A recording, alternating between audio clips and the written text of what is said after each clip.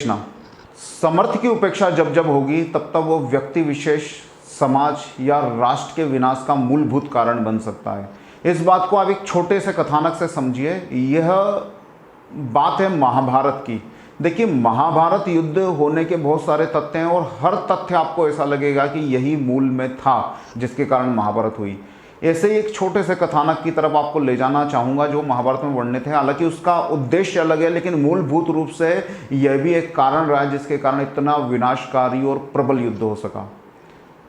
बात है द्रोणाचार्य की। द्रोणाचार्य अपनी पत्नी और बच्चे के साथ जंगल में जीवन यापन कर रहे होते हैं, अपनी तपस्या कर रहे होते हैं। एक बार वह जंगल से नदी किनारे से अपनी संध्या करके वापस अपनी कुटिया की तरफ लौट रहे होते हैं तो वो अपनी पत्नी को देखते हैं कि पत्नी चूने को पानी में घुल के उस चूने के पानी से पानी को दूधिया बनाकर अपने पुत्र अश्वत्थामा को पिला रही होती है और अश्वत्थामा उसको पी रहा होता है।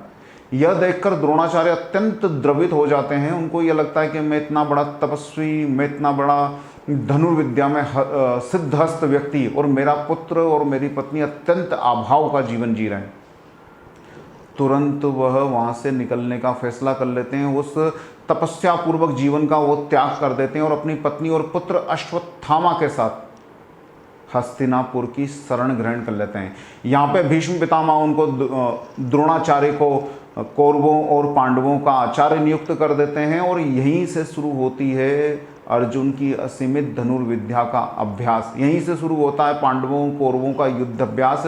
यहीं पर वह उन प्रबल शक्तियों को, उन विनाशकारी शक्तियों को हासिल करते हैं। अगर द्रोणाचार्य जैसा गुरु उनको नहीं मिलता तो शायद महाभारत जैसा विध्वंसकारी प्रलयंकारी युद्ध हो नहीं सकता था, क्योंकि वो विद्या देने वाले वो समर्थ द्रोणाचार्य ही थे। इस बात को ध्यान रखना, जीवन में कभी भी समर्थ की अवहेलना नहीं करना, समर्थ को सदैव साथ रखना।